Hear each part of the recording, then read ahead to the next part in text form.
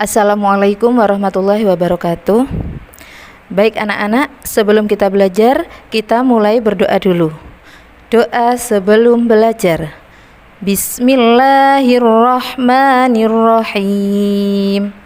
Raditu billahi robba wa bil islami dina wa bi muhammadin nabiyyan wa rasula.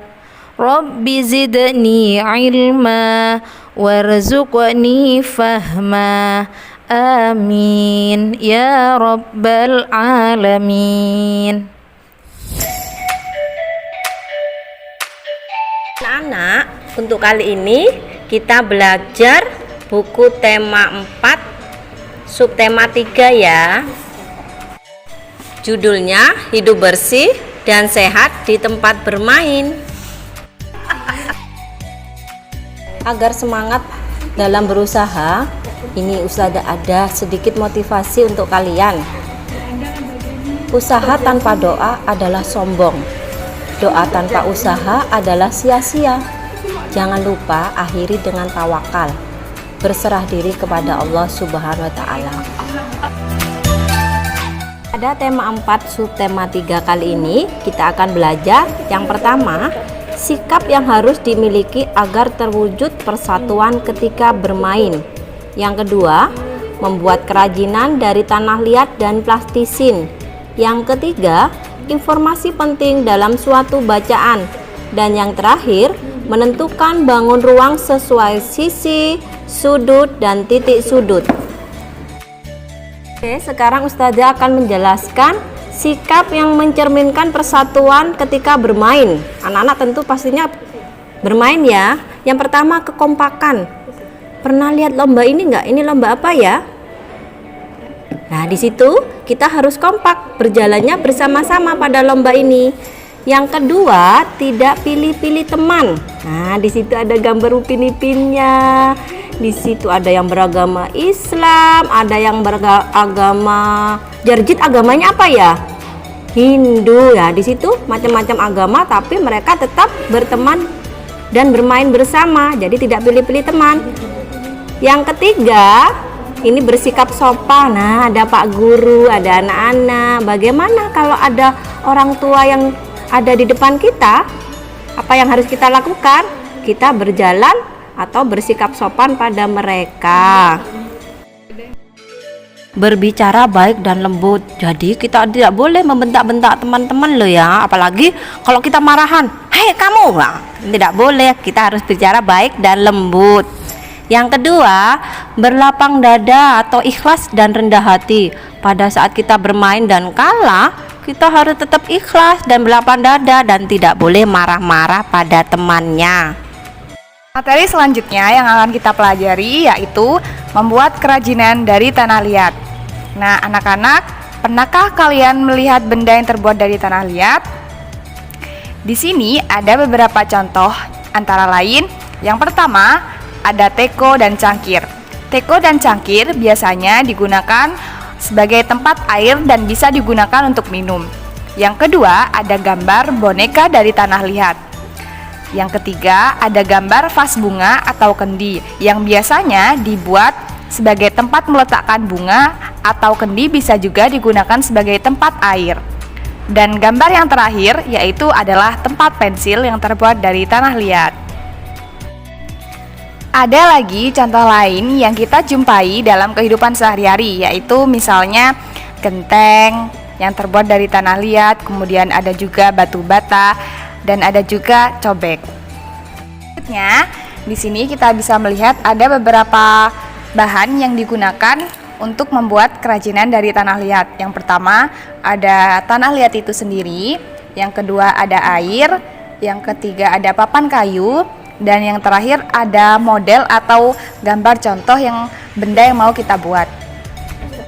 Nah, yaitu membuat kerajinan dari plastising. Ada beberapa bentuk yang bisa kita buat. Yang pertama, bentuk hewan. Hewannya bisa bermacam-macam. Kemudian ada juga bisa berbentuk buah dan bisa juga dalam bentuk bunga. Adapun bahan-bahan yang disiapkan dalam membuat kerajinan dari plastisin, yang pertama, plastisin itu sendiri. Yang kedua, ada juga model atau gambar sebagai contoh benda yang akan kita buat. Kemudian ada juga cutter atau pemotong. Selanjutnya, kita akan belajar mengenai mencari informasi penting dalam bacaan. Nah, di sini sudah disediakan teks kesehatan badan perlu dijaga. Silakan kalian baca dan cari informasi penting.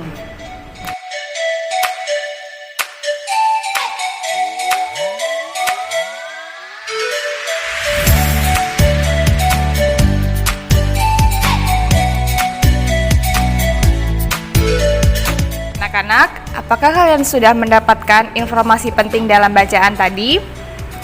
Jika belum, maka Ustazah akan jelaskan. Berdasarkan bacaan tadi, informasi penting yang kita peroleh yaitu mengenai cara yang dapat kita lakukan untuk menjaga kesehatan. Antara lain, yang pertama, kita harus mandi secara teratur. Yang kedua, menggunakan sabun mandi agar lebih bersih.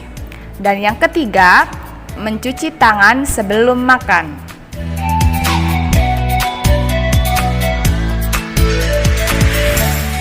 Untuk materi hari ini, kita akan belajar tentang bangun ruang kubus. Kubus memiliki titik sudut, rusuk, dan sisi.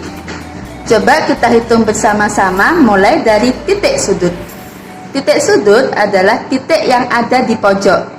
Yuk kita hitung bersama-sama.